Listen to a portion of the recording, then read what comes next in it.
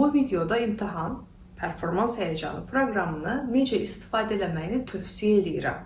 Bunun haqqında danışırıq. Mən bunu bu şəkildə təsvir eləyərdim. Birincisi, proqramı çalış ki, tutaq ki, nə bilim, ayın 10-unda imtahan verirsənsə, 10-unda yox, bəlkə bir 2 ay əvvəldən əldə elə. Çünki bu proqram sehirli bir çubuq deyil və belə bir gücdə deyil. Yəni sən bu proqramı əldə elədin və ondan sonra birdən-birə sənin sehirli bir şəkildə bütün həyəcanın yox oldu. Belə bir şeydən söhbət getmir.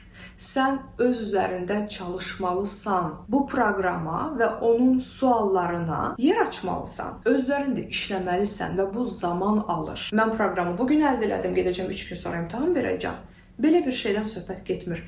Reallıq bu deyil. Nəinki imtahan və yaxud da performans həyəcanı proqramı, amma başqa proqramlar üçün də bu reallıq deyil. Hələ psixodinamikdirsən. Bunu necə istifadə edirsən? Çalış ki, proqramı, performans göstərəcəyin şey hər nədirsə, onun aylar öncəsində bu proqramı əldə elə və həyatında bu proqrama bir yer aç. Tutaq ki, sənin, nə bilim, ayın 30-unda sürücülük təlimin var, ona başlayacaqsan və yaxud da müəllimsən, yeni dərsə girəcəksən və yaxud da iş müsahibəsinə qoşulmalısan, imtahan verməlisən, fərq yoxdur nə edirsən. Aylar əvvəl bu proqramı əldə eləmisən. İndi bunu necə işləyəcəksən?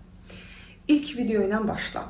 Yəni birdən-birə 7-ci videoya getmə məsələ. Oradakı videoların başlıqları var, tutaq ki, necə özgüvənli olum, ertələməyi necə dayandırım şəklində başlıqlar var.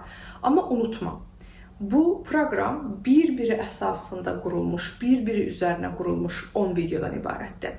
Yəni sən, məsələn, 3-cü videonu eləməmiş, 7-ci videonu izləmə. Çox insan bu yanlış eləyir və hər şey bir-birinə qarışır. Müəyyən proseslərdən keçməlisən və 7-ci videoya məsələn hazır olmalısan ki, onu izləyə biləsən. Bu çox vacibdir.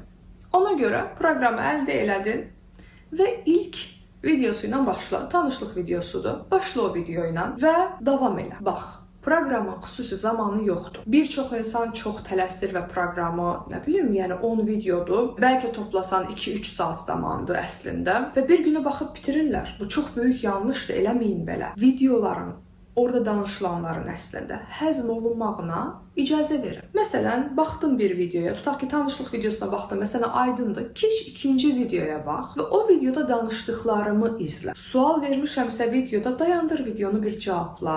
Yəni zaman ver, yer ver özünə o suallara, daxil dünyana, qoy bir təmas eləyək. Və yaxud da PDF çalışması varsa üzərinə düşün. Və bir icazə ver, bəlkə bir həftə keçsin, bəlkə nə bilim 5 gün keçsin. Sonra keç 3-cü videoya bax, 2-ci videonu artıq tamamlamısan.